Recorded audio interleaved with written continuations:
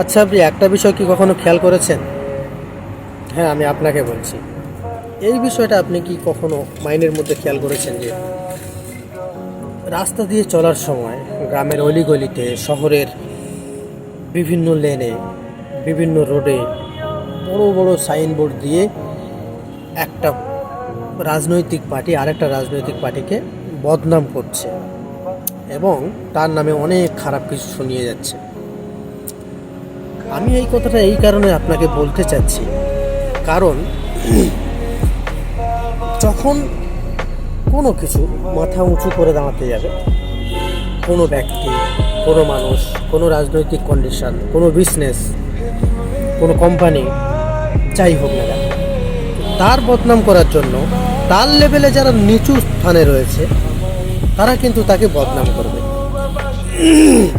যেমন আমি ফার্স্ট আপনাকে কি বললাম, রাজনৈতিক বিভিন্ন যে পলিটিক্স পার্টিগুলো রয়েছে, এই পলিটিক্স পার্টিদের মধ্যে যে পার্টিটা উঁচু স্তরে থাকে, মানে যে শাসকের জায়গা থাকে, তাকে যে পার্টিগুলো হেরে যায় বা যাদের কোনো শক্তি থাকে না, শক্তি দেখানোর ক্ষমতা প্রয়োগ করার জায়গা থাকে না, তারা তখন তাকে নিয়ে মানে কুমন্তব্য করা শুরু করে দেয়, এমনকি পোস্টার পর্যন্ত ছাপিয়ে মাইকে পর্যন্ত অ্যানাউন্স করে। তো মূল বিষয়টা হচ্ছে এই জায়গায় তুমি তোমার স্ট্রাগলটা করতে থাকো, সাকসেসটা তোমার ঠিকই আসবে।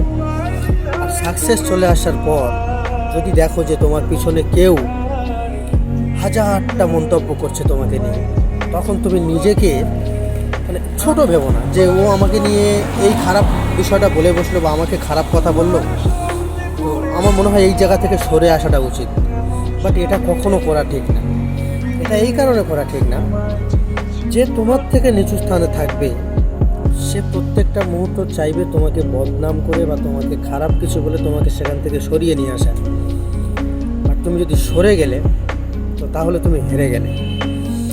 বাই দ্য ওয়ে, আজকের আমার এই ছোট্ট কথাটুকু শুধু এতটুকু বোঝাতে চাচ্ছি আমি, তুমি যাই করো, কঠিন পরিস্থিতির সঙ্গে মোকাবিলা করে হলেও তুমি সেটাকে করতেই থাকো। তুমি যদি নিচে থাকো, তোমাকে নিয়ে যদি কেউ খারাপ সমালোচনা করে, তাতে তুমি উপরে ওঠাটা বন্ধ দিও না।